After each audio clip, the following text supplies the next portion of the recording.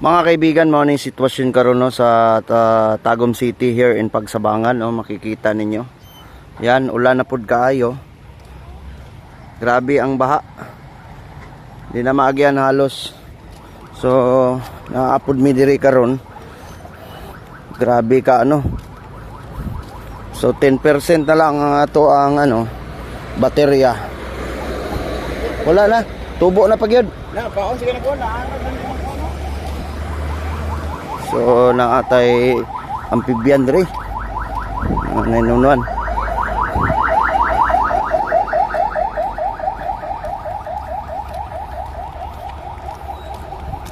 Dako kayo na ang tubig.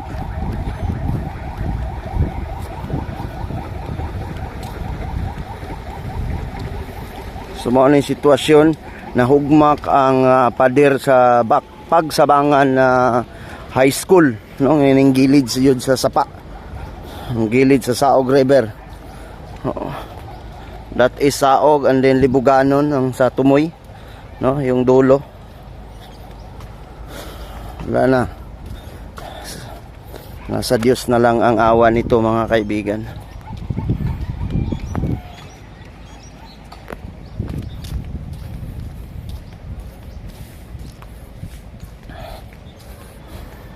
Nasa kanya lahat to.